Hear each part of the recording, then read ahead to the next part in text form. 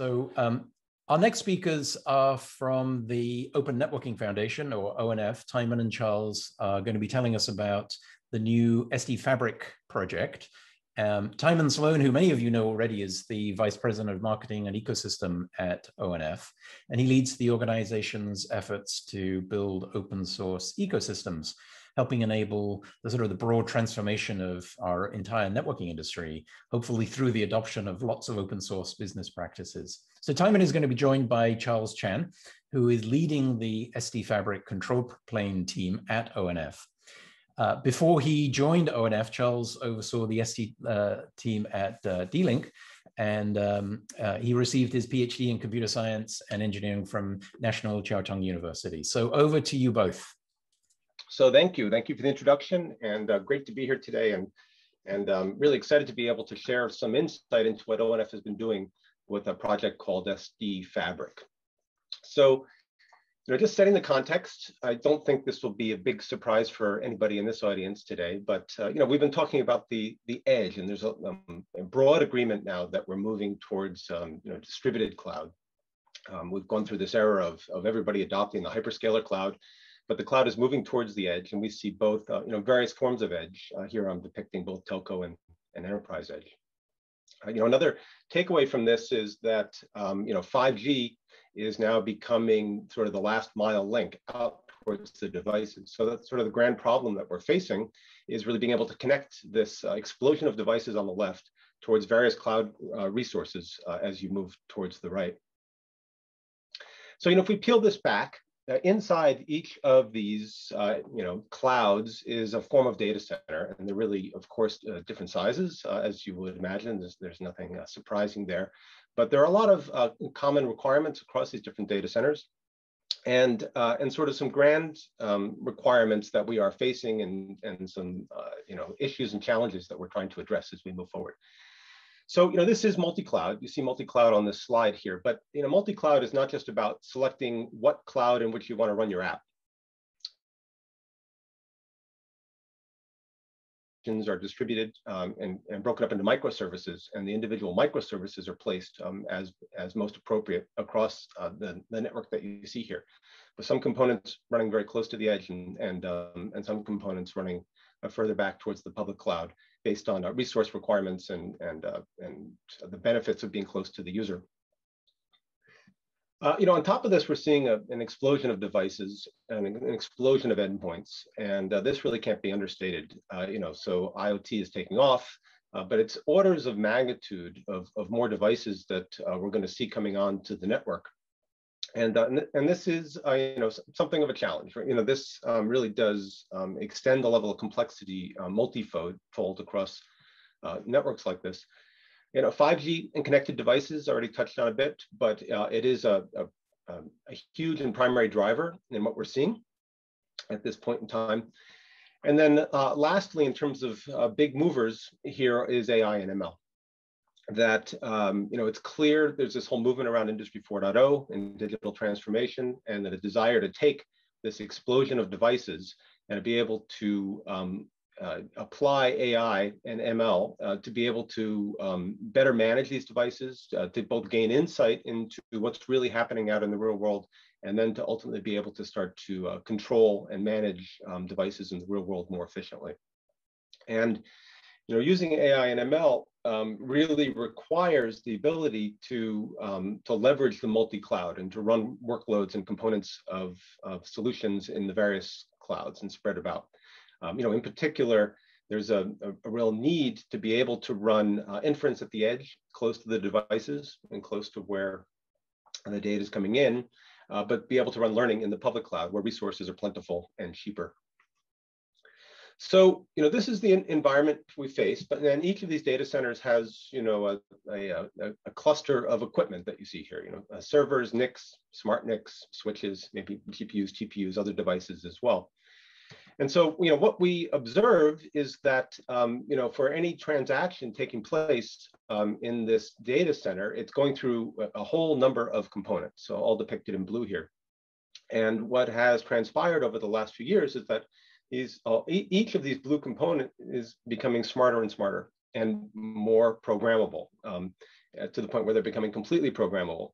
And so it's not just about connecting a CPU to a CPU and the network being a dumb pipe where you throw a packet in and hope it comes out the other side, but that this can become a cohesive system. And what does that mean as we look forward? Well, first of all, we believe that the line between servers and networking are starting to blur. There is this problem that Moore's law is stalling, that CPUs are no longer. In order to combat that, we need to take more flexible or cohesive view of how to build solutions. Hence, what you see here, or the notion of thinking of this as a programmable cluster of computing capacity. We're also, of course, moving to a developer-first world, and so all of this needs to be developer optimized. That means deeply programmable, end-to-end, and throughout each component. And we want to be able to easily and gracefully distribute the workload where components of the workload run where they're best suited. That might be a CPU, GPU, the NIC on the switch itself. And then to enable all this with APIs that provide both deep visibility and control for the developer. It needs to be cloud managed. I mean, that's also a requirement nowadays. And so everything should be managed and run from the cloud with the orchestration coming from the public cloud. And then easy to use gauges and dials to be able to see what's going on and be able to control what's going on throughout this solution.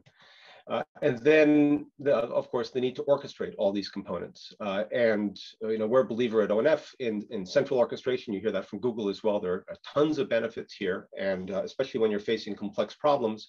Google and Michael was talking about just load balancing and equal cost multipath kinds of problems. I mean, the scale of problem, it goes up orders of magnitude when you start looking at what we're talking about here. Centrally managing this provides a huge advantage in terms of being able to have global visibility and to be able to optimize. Plus, there's a lot of exciting work, and if you haven't heard of Project Pronto, I encourage you to Google that or look that up. But there's an opportunity here to really make this whole solution much more resilient, secure, and self-healing with leveraging deep visibility and measurement, and then building in closed-loop control. So the system can also become more self-managed and self-healing. So, what do we need? What would the optimal stack look like? Working our way up from the bottom here, it starts with programmable hardware. Numbers of difference of types of programmable hardware we were talking about on the last slide. And then a thin layer of software, because of course you have to be able to interact with the hardware, but you don't want to push all the intelligence, way down into the embedded devices. You want the brain to have a broader view.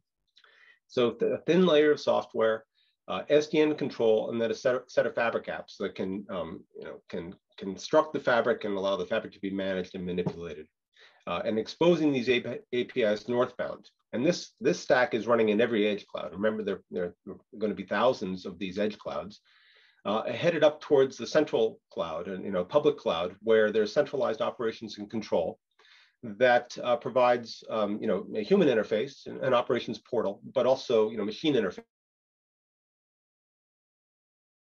and connectivity aware applications that can take advantage of all the capabilities that we've started to talk about today. So it happens with SD Fabric that we have a number of these components now and up and running and actually in pilot deployment as well. It starts at the bottom with a P4 switch, a programmable switch that then runs the Stratum operating system, the Thin Switch OS, and the ONOS SDN controller. And on top of that, a whole set of SDN Fabric apps that expose these northbound APIs.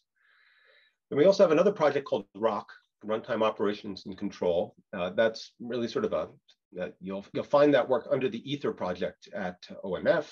It's really born out of that work, but it runs in the centralized public cloud, and ROC can expose both this portal for humans and also APIs for applications. And so, we have all this now up and running and working, but there's quite a bit of work ahead of us as well.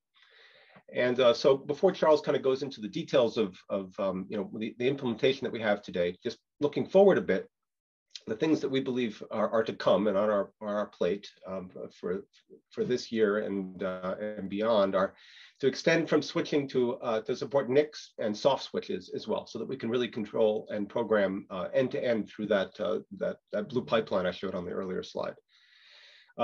We have Stratum up and working, but Michael shared with everybody today in the talk that preceded this pins, the work about exposing a programmability in a more conventional, traditionally routed switching system.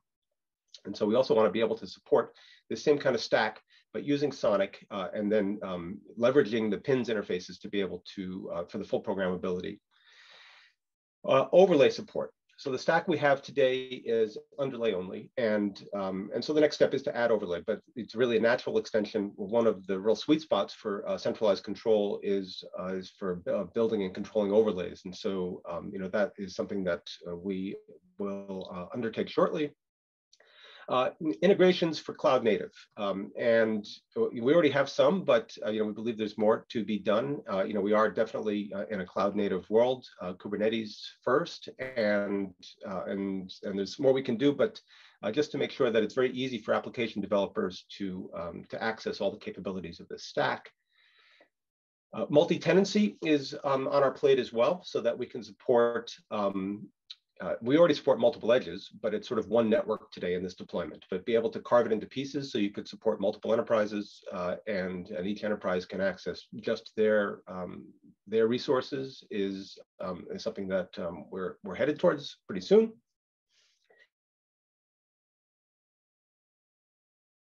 For third-party edge-aware apps. We already have an initial set. We're continuing to learn and extend what we're doing here, and Charles will be able to share a little bit more on that as well. So with that, I'm going to hand it off. Charles, you want to share your screen? So hello, everyone. Today, I'm going to walk you through the Sd500 architecture. I will first explain how we build a fully programmable, fully visible SDN fabric to fulfill the requirement of a 5G enterprise edge that Timon just mentioned. And I also demonstrate a few innovative services we created by leveraging such a platform. So let's start with the hardware equipment deployed at the edge. We have a couple of P4 programmable switches, x86 servers, base stations, and internet access.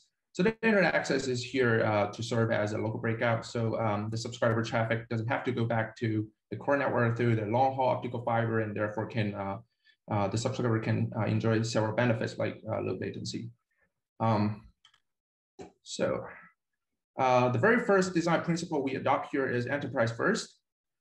So enterprise edge is usually much smaller than a cloud data center and is also more cost sensitive. So we focus on the smallest highly available setup, which is a pair of leaf switch and dual home servers. Having said that, it is completely possible to scale this setup into a larger setup like the full leaf spine topology as the edge grows in the future. Now let's switching gear to look at the software stack from top down. The top of this diagram is the cloud management platform. So here we use Ether, ONF's edge cloud solution as an example, but SD-Fabric can work with our edge cloud orchestrators in a very similar way. One fundamental component of Ether is what we call the Runtime Operation Control, or ROC. ROC is responsible for controlling, configuring, monitoring not only the SD-Fabric, but also the entire edge cloud solutions, even across multiple edges. So on the northbound, ROC exposes and control the access of an application API for the third-party applications and the enterprise portal. The third-party apps and enterprise portal can now gain control and insight over how its packets are processed by the network and at the unprecedented level of details, thanks to the programmability and visibility that SD-Fabric offers, which I'll explain just in a couple of minutes. On the southbound, ROC has several adapters that communicate with a variety of the edge component, such as 5G core control plane, as well as the SD-Fabric.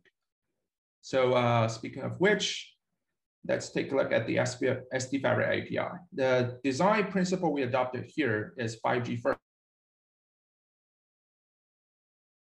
5G, and for those who are not familiar with 5G, and network slice is essentially a group of subscribers or application traffic that has the same QoS and traffic isolation requirement. So as such, we build our Sd500 API with slicing as the primary construct. Application and enterprise portal can only access the slices Rock allow them to access, and all the control, configuring, and monitoring activities will be confined within that given slice. We initially focused on providing slicing, QoS, and telemetry-related API for this year, but more API will be available in upcoming year. So going further into the detail, in the Sd500 control plan, we have our SDM controller Honest, speaking to Stratum switching OS with P4 enable switches via P4 runtime and GNMI, through which we program our P4 program, fabric.p4 onto the switches. And then on top of Honest, we build a set of Honest applications that provide basic fabric connectivities like L2 bridging and L3 routing, as well as some add-on connectivity services like DHCP relay and multicast. So Trellis has been commercialized and deployed in the United States, serving more than 160,000 subscribers in 14 geographies with Broadcom OFDPS switches. And the exactly same application logic, as well as the production grade code, have been preserved when porting this to a P4 enabled devices, thanks to the good abstraction layer that Honest provides.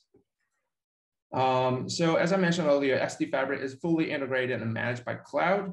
So in Sd500, the Tofino switch is treated as Kubernetes worker node. Honest and Stratum are deployed as Kubernetes services, enjoying the resource management, failure recovery, log monitoring, alerting, and all other benefits that Kubernetes offer to every other cloud services. So that's the high-level overview of Sd500 architecture. But there is still one key question remain unanswered. So as the P4 developer, what can I do with this platform? Right? So to answer that question and to demonstrate the potential of this platform, I'm going to show a few example use cases that ONF have built on top of Sd500. So the very first one use case is we have is the 5G core user plan function, or UPF, implemented in P4. So we built an UPF app application on top of Honest, communicating with 5G core control plane and programming the switches. And on the data plane, we augment our fabric.p4 pipeline with GTP termination, slicing, and QoS feature required by 5G user plane, and deploy the P4 program onto the Tofino switches. We also introduced a software-based BESS UPF on x86 servers. Both the performance and latency that hardware switches can provide, as well as the elasticity that software implementation can offer. So in the future, we also plan to introduce more P4 target in addition to Tofino switches, such as SmartNIC, FPGA, and eBPF. The second use case is embed network telemetry, or INT. We built an INT app on top of Honest, managing the INT table entries to control which traffic we want to monitor. We also augment our fabric.p4 to include INT features. The INT report will be generated by the switch and sent to the INT collector for the fine-grained measurement.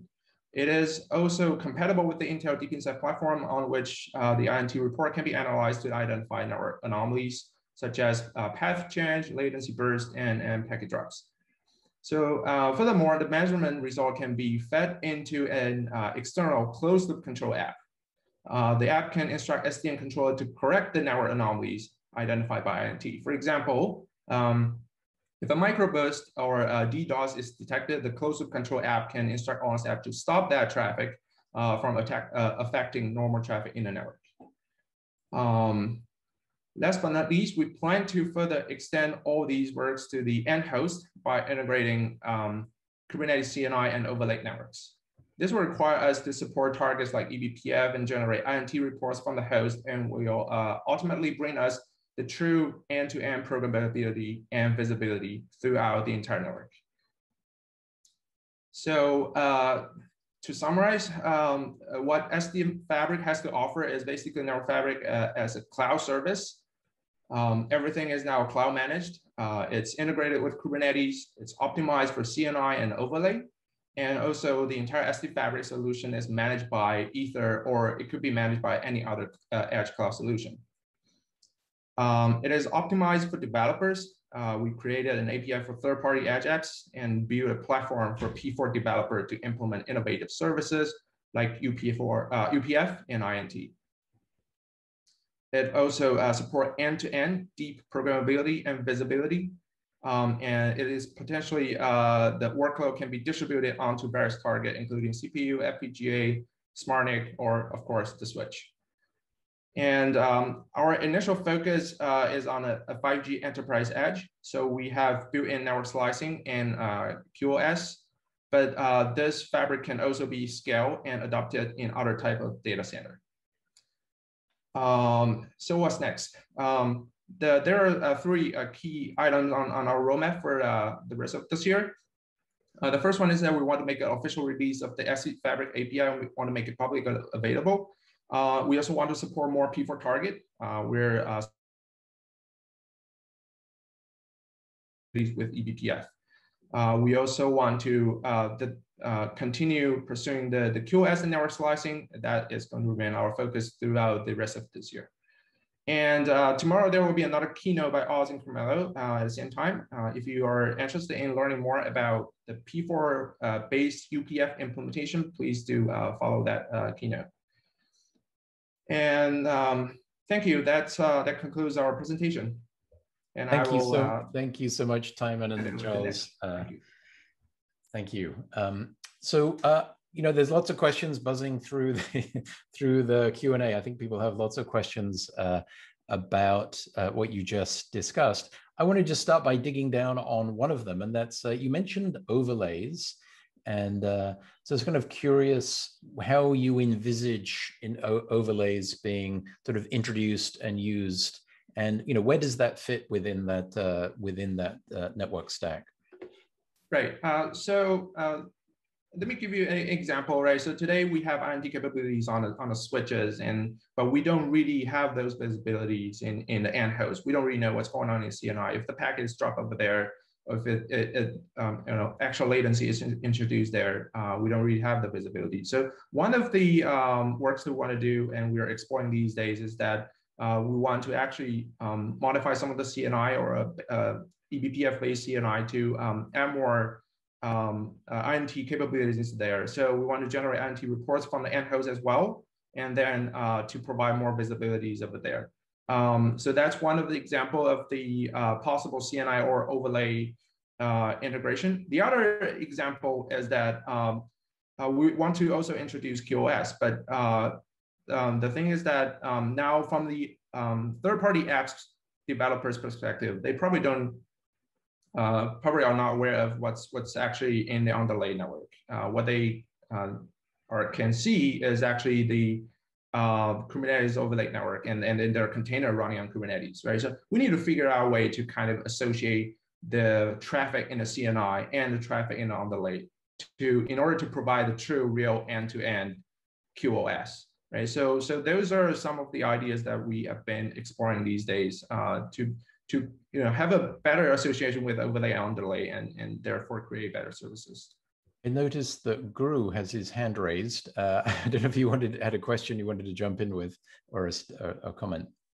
Yeah, thank you, Nick. So I just wanted to see whether Charles or Timon can talk about our SD-Fabric deployments as part of Pronto. I was a bit surprised that they did not talk about that.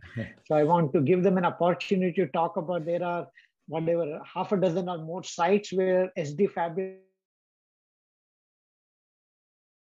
the high availability. So all of that you did not talk about. So maybe I want to give them an opportunity to say something about that. Sure. So should I take that? Well, Guru, you kind of just covered it to a large degree, but yeah. So, but yeah, I would encourage everybody to take a look at Project Pronto. And yes, SD-Fabric is a critical component of Project Pronto, and we're really now just having, sort of speaking about it more publicly and exposing a lot of what's going on there. But it's been deployed. I think it's more sites even than Guru just described. It's a combination of both the university sites and industrial sites. So yeah, this is this is real, and it has some mileage on it as well. And I'm curious to know the sort of things that you've learned so far from those deployments. What can we take away from the experience that you've had so far? So I think there are a variety of things that we learn from deployment, especially on the operation side of things. We kind of continue to improve our stability and availability by building more and more monitoring and alert systems around it. So we continue to improve our log-based alert and things like that. So we can have early we can take preventive actions even before the network is being disrupted and things like that. So we continue to advance in that front. Yeah, I think more side we deploy, we learn more about operation and things like that, and eventually we want to be able to having a really stable system running on all the sides, and we want to be able to notice there could potentially be a traffic disruption even before the user can start feeling about it. So yeah, that's the directions we're moving forward. And in these 5G, when we're thinking about this for 5G deployments, then there's a lot of talk about slicing and what slicing means, what treatment, what QoS or other treatments that a particular slice would achieve, and what traffic gets to go into a slice and what doesn't. Kind of curious, what are your thoughts on slice management? How does this relate to overlays, and where is that in terms of the layer in operation? Right. So kind of just give us a sense of where slicing fits in. Right. So for example, and just sort of bear in mind that some people may not be that familiar with what slicing is in a 5G context. Mm-hmm. Okay. So just to recap, a network slice is basically a group of application traffic or the subscriber traffic that has the same traffic isolation requirement and the QoS requirement, right? For example,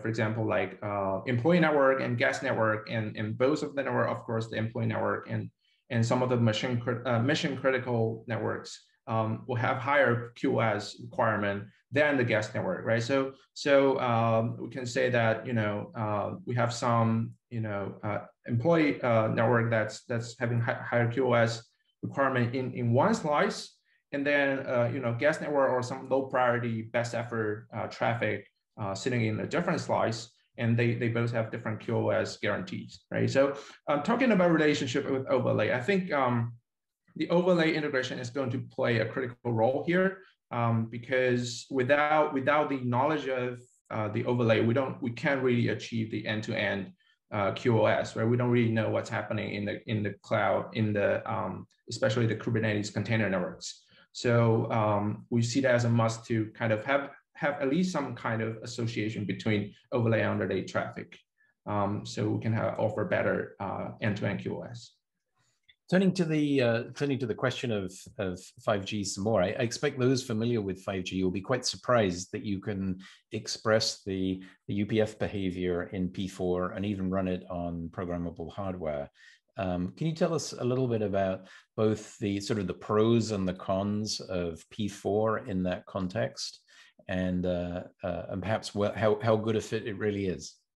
Okay, so today the only target we're running the UPF is actually on the Tofino switch, right? So as people are aware, Tofino switch is originally designed for data center. It's capable of handling a huge amount of traffic and throughput, but it doesn't really have a very deep buffer, right? So the very first challenge we face is actually how we manage the downlink buffering. For example, in a 5G network, when your cell phone is going into, let's say, idle mode or sleep mode, and there is someone trying to send message to you, and we have to buffer those messages before we wake up the cell phone that can receive those messages, right? So downlink buffering is something that it's hard to achieve based on a Tofino switch due to its shallow buffer. So we actually introduced other CPU-based, container-based solutions that handles the downlink buffering.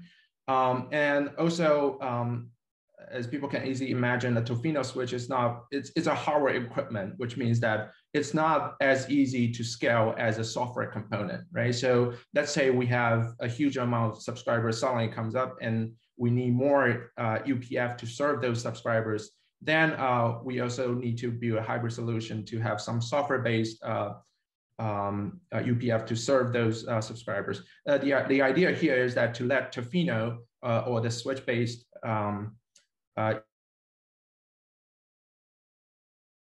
traffic, while the software-based and more elastic software-based UPF to serve other kind of traffic.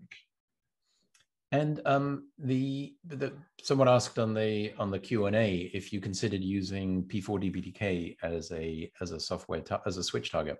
Yes, exactly. As I mentioned, we're exploring more and more P4 target these days. DPTK is definitely one of the things we're exploring, as well as eBPF, SmartNIC, FPGA. We're all considering about it. Yes.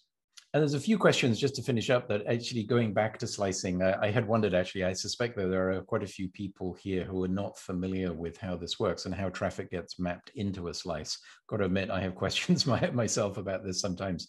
So how actually does traffic get mapped into a slice?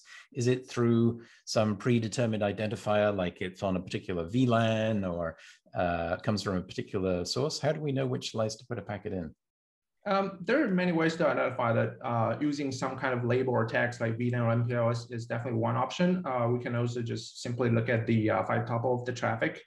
And there are actually two kinds of ways we can achieve QoS, right? The first one is what we call the hot isolation, meaning that we are providing stronger guarantee of the QoS, and by putting traffic from different slices into different hardware queues. Right, and the other option, what we call is the soft isolation. We're still putting things in a shared queue, but using other mechanisms like metering to provide some level of QoS. So there are several ways we can achieve this. I just wanted to call on Nate. I think he had a question, so you can ask it live if you like, or make some comments. Sure. Thanks for the talk. And Sd500 is a really cool thing, and I'm curious. Like, sort of the point is that it's software defined. So as Nick said at the start, the programmer is sort of in control. Can you talk about the experience of customizing it? I would guess that you added some new features as you were developing it. Like, how much effort, how many components do you have to touch? Kind of what's the experience if you want to add some new service to the fabric or some new functionality?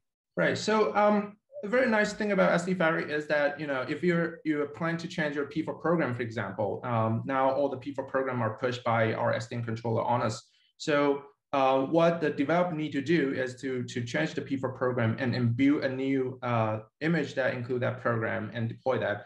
And all those deployment stuff are we actually build a CI/CD pipeline for it. So the image build is, you can do it in a single command, and then also the deployment can also be done with a single click. So in all our Pronto production side, which is running Sd500, we have deployment automations. If we want to redeploy a site, it's just within a single click, and everything can be done with